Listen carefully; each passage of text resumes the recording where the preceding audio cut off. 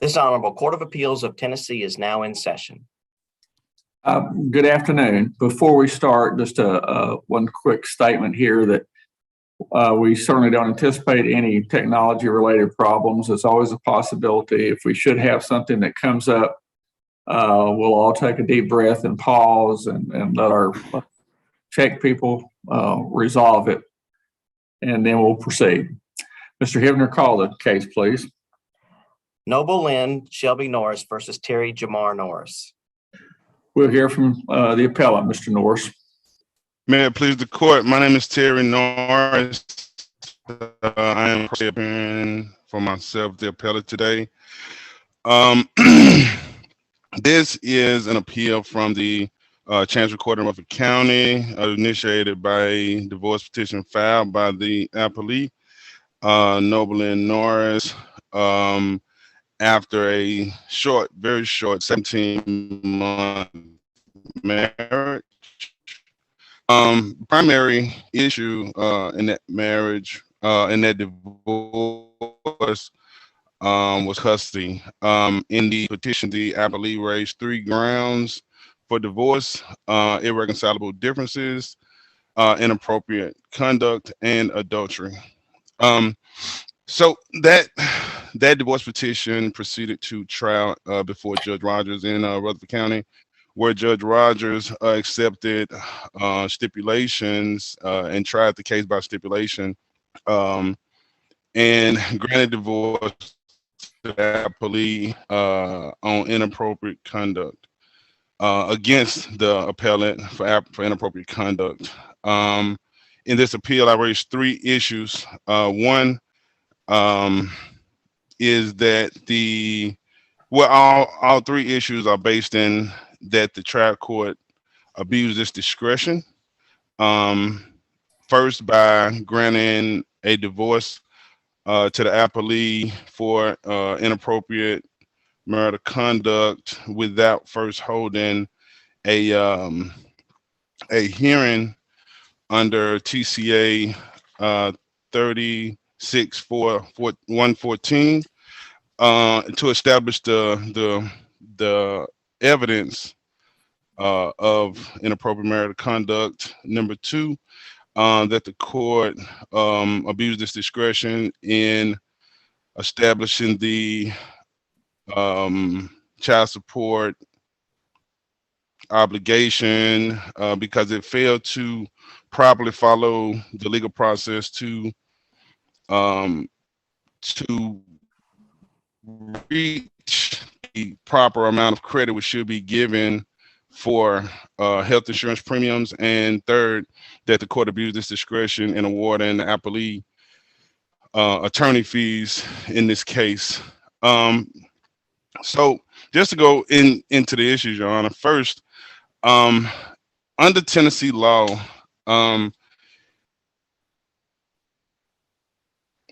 when the case is heard under 36-129 by stipulation, for any other reason, Tennessee law says that the court should nevertheless create divorce except divorce on the ground of irreconcilable differences. It must hear proof of the facts alleged in the aforementioned and either dismiss or grant the divorce, and that the justice of the case may require. In this case, the appellee and the appellant did present stipulations to the court asking him to grant the divorce, but the court did not follow the mandatory steps in 36-114 in order to establish that inappropriate marital conduct was either admitted to by the appellate or established by the appellee. The court found, without hearing these factors, and this was the abuse of discretion. So what was the stipulation then, sir? What was the stipulation Right. So, because we don't have a transcript, and it's not in evidence, but the stipulation was just that both It's not parties evidence. agreed to Okay. stipulate as to the grounds for divorce. There was no, sir? Yeah, could you repeat that again, please, Mr. Norris? Your Oh, microphone is breaking up some. I apologize. I may need to turn off my camera. That may help, but that's okay. So the court stipulations were made just that both parties agreed to stipulate to the grounds of the divorce. Because it's not in evidence, because it was just that bare, there was no specific ground. It was not ground one, ground two, or ground three of the petition. The appellate was under the impression that it was just a mutual divorce. It was the irreconcilable differences stipulation, not any particular that any particular party was at fault. That it was a no fault stipulation, right? So because this was what he was understanding that it was, when the court ordered that the divorce was granted based on inappropriate marital conduct without, ascertaining what the inappropriate marital conduct was. This was the violation of 36-4-114, because in order to find anything but inappropriate marital conduct, he had to delve into the facts of what the grounds were that were stipulated to before he accepted them. Okay. Thank you. And so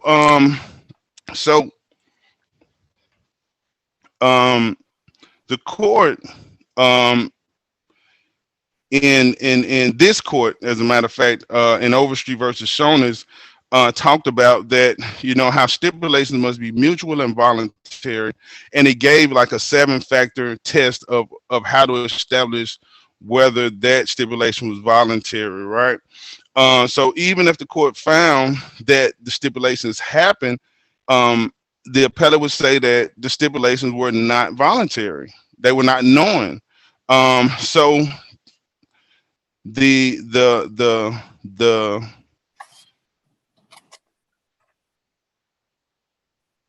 Overstreet would not support accepting stipulations that are bare like that, without further investigation by the court. So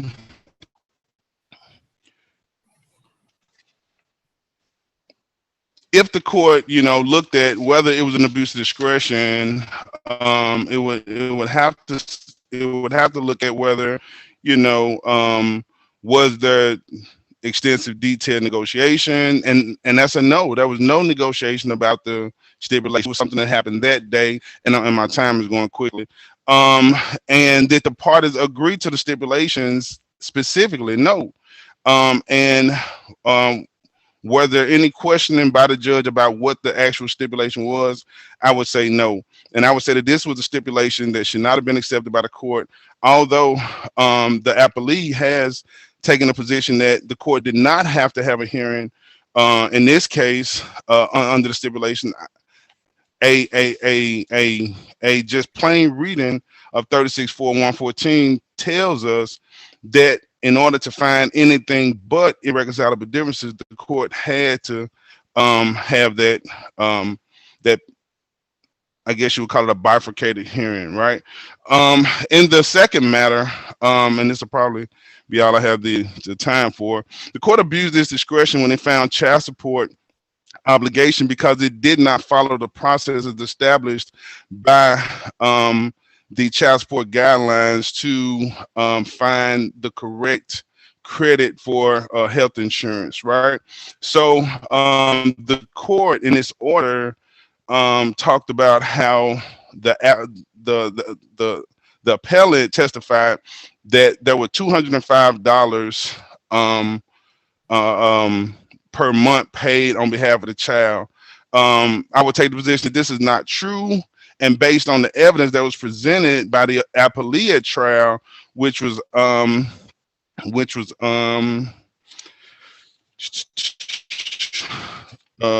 Exhibit 4, the pay stubs of the appellant, it shows that the appellant paid $625 per pay period for health insurance, and that based on that, if nothing else, the appellant is due that divided by the number of persons on the health insurance according to the law in the state of Tennessee.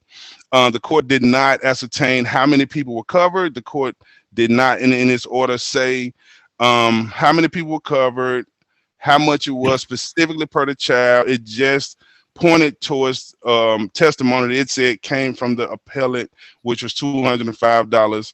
The appellee has taken the position that there is no proof of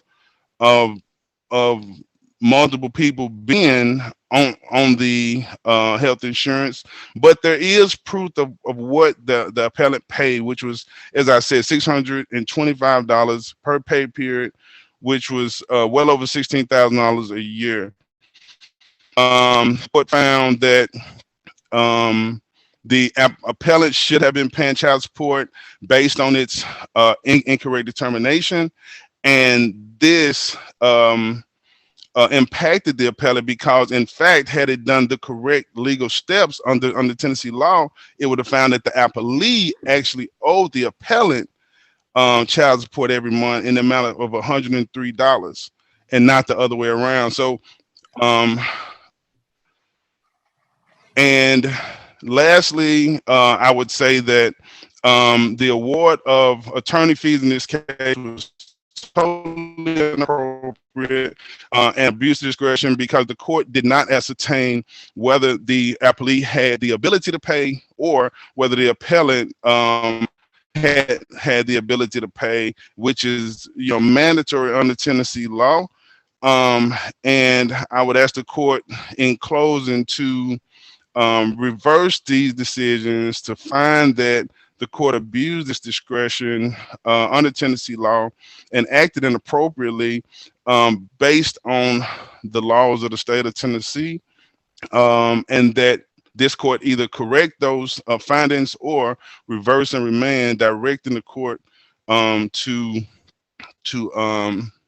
take the correct steps to make the determinations that would be within its discretion. Thank you.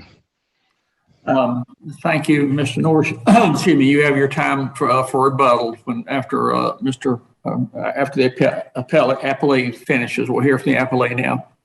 Thank you, Judge. Good afternoon, Your Honors. May it please the court, Jeremy Parham here on behalf of appellee, Ms. Noblelynn Norris. First, I would state and note for the court that in the statement of issues that Mr. Norris originally filed in his brief, he listed a total of 8. However, of those, 5 were not briefed by him in the brief that was filed by the appellant. And we would submit that pursuant to the holdings in Hodge v. Craig and Forbes v. Forbes, any issue not appropriately briefed or raised and argued in the brief is waived. So we're limited to the three issues that were presented in his appellate brief. Starting with the first issue as to whether there was a proof hearing required by the court in order to accept the stipulation as to grounds for divorce, I would submit that Mr. Norris's statement of the proof required in Tennessee and the proper procedure for a stipulated grounds for divorce is an inaccurate reading of the statute. We're actually dealing with 2 separate statutes here. It's TCA 364129, which deals with stipulated grounds for divorce, and clearly provides that in all actions, the parties may stipulate as to grounds for divorce from the bonds of matrimony or legal separation, and that upon a stipulation or to proof of any ground, the court may grant the divorce to a party who's less at fault, or if they're equally responsible, the court could declare them divorced. I would submit to the court that is separate from 364114, where it talks about additional proof required if the facts alleged in a bill or complaint are taken as confessed or admitted. That is not the same thing as a stipulation. And pursuant to the court's holding in Heinemann v. Heinemann, it's also cited by the appellant. It talks about the fact that the court can enter a judgment based upon a stipulation where the stipulation is valid and taken there in open court. Also respectfully disagree with the appellant's position that further proof is required. Again, we're looking at Overstreet versus Shoney's and also Hunter versus Burke, cited in our brief. They clearly state that once a stipulation is entered, such stipulation obviates the need for an evidentiary hearing regarding the stipulated matter. It's clear from the record in this case that there were stipulated grounds for divorce based upon inappropriate marital conduct that took place by Mr. Norris. And that under those circumstances, Judge Rogers was not required to delve further into the proceedings. I also submit to the court that Mr. Norris has kind of hit the nail on the head a couple times, at least, with regard to the primary issue and problem with the appeal here, that there's no transcript filed. And for this court, in order for this court to take issue or overturn any ruling by Judge Rogers in the trial court there, they're going to have some record by which to base that decision. He simply has not filed a transcript or anything other than the technical record in this case. So there's no basis for the court to determine that Judge Rogers' rulings are in any way improper or not in accordance with state law as applied to these parties. The second issue that Mr. Norris raises is whether the court abuses discretion in determining the child support obligation. Based upon our reading of his brief, he doesn't take any issue with the income, the days, other parts imputed into the formula that's maintained by the Department of Human Services. Only takes issue with the credit that was given for the health insurance portion of the child's portion of his health insurance premium. Would submit to the court that in reviewing Judge Rogers' order, he clearly relies upon a statement made by Mr. Norris at trial that the amount he was paying for the child's portion of the health insurance was $205 per month. Again, we don't have a transcript here. We've got no reason not to take Judge Rogers' statement of what the evidence was at trial as being correct, so that there's no basis to overturn that decision. I would submit that Mr. Norris is trying to make this a simple mathematical exercise. He says this is what it was divided by 2. That's just simply not the case, though. Judge Rogers heard the proof in this matter. That's clear. He heard the statements from Mr. Norris. But on top of that, as I'm sure the court's aware, when employers are setting health insurance premiums, it's not always equally divisible among the number of people involved in the plan. For example, the coverage for an employee could be $400 a month, and then it could be $600 a month to add a child. So he's not entitled under the guidelines necessarily for an equal division of that, only the portion attributable to what he's paying for the child. And again, based upon his own statements to the court and the lack of any other proof contrary to that in the record, there's simply no basis to overturn the court's decision in that regard. Finally, as it pertains to whether the court abuses discretion awarding attorney's fees, I would refer the court back to the final order in this case, and also to the kind of the timeline set forth in the appellee's brief in this matter. It was clear that there were multiple issues in this case, and multiple times where Ms. Norris, through her then present counsel, had to file additional motions to come back to the court to try to get Mr. Norris to cooperate in discovery, to file the appropriate discovery responses. I think there were a number of times within those processes where he was either late or didn't show up for hearings, resulting in the fact they had to be rescheduled, thereby requiring her to incur additional attorney's fees. And again, I think Judge Rogers gives sound reasoning for his decision to award attorney's fees to the appellant, or sorry, to the appellee in this case. And there's no basis in the record for overturning that decision. So for all those reasons, we'd respectfully request that the relief requested by the appellant be denied. Thank you, counsel. Mr. Norris, you have your time for rebuttal now. All right, Your Honor, thank you very much. So I would respectfully say that that 36.114 specifically says that specifically mandates that if a court, for a court to find as grounds of divorce based on the stipulation, any ground of divorce other than irreconcilable differences, there must be a proof of facts hearing. I would just say that this is established under Tennessee law. This is foundational, right? This is in order for him to find anything other than irreconcilable differences, he should have had the hearing and did not. And because he did not, it was an abuse of discretion for him to find that a divorce could be granted under inappropriate conduct. Secondly, when we talk about the child support credit under Tennessee law, it it gives us formula because under the rules, under Tennessee comps and regs, it 1240-2-02-08D. It says under adjustments for additional expenses, it reads, and I quote, under section 4, it says only the portion of health insurance premium actually attributable to the children for whom support is being determined and actually paid by the parent are included if the actual amount of health insurance premium is attributed to the child who is the subject of the current action for support is not available or cannot be verified. The total cost of the premium shall be divided by the number of persons covered by the policy to determine a per person cost. The amount then multiplied by the number of children who are the subject of this action and are covered by the policy. If, as the appellee claims, we couldn't ascertain the true cost, the court had before it the check stub that showed how much the appellate paid and should have followed that process, should have ascertained who was covered, how many people were covered, and divided that and multiplied by the number of children.